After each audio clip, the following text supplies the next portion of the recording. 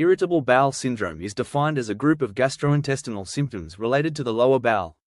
Crucially, these symptoms occur in the absence of organic disease, meaning there is no structural damage or biochemical abnormality found during standard testing. A clinical diagnosis of IBS is made when abdominal pain is continuous or recurrent and associated with at least one of these three features for at least 3 months.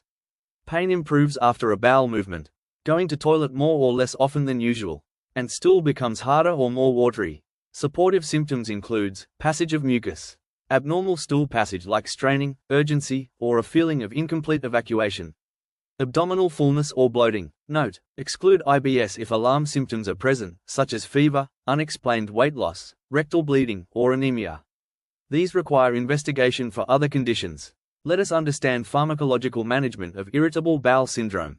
Antispasmodics like anticholinergic drugs like dicyclomine are used to manage abdominal cramping and pain.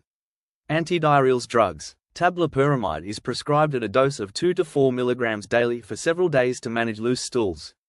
Calcium channel activators, like tablet lubiprostone, is used at a dose of 8 micrograms for a duration of 3 months. Antidepressants for IBS diarrheal type, tricyclic antidepressants such as imipramine are used. For IBS constipation type, SSRIs such as paroxetine are used. Along with medicines, dietary and lifestyle management needed in irritable bowel syndrome. Increase dietary fiber and use bulk-forming agents like isabgol husk. Eliminate caffeine and alcohol from the diet. Avoid milk and any other specific foods that appear to worsen symptoms. Psychotherapy may be helpful for certain patients to manage the gut-brain connection of the syndrome. Now let us understand about gastroesophageal reflux disease. GERD is a common disorder where gastric contents, stomach acid and food, flow backward into the esophagus. This happens due to an incompetent gastroesophageal junction, that is, the valve between the stomach and esophagus doesn't close properly. The condition is categorized into two groups: erosive GERD, it causes visible damage or inflammation to the esophageal lining, and non-erosive GERD, symptoms are present without visible tissue damage.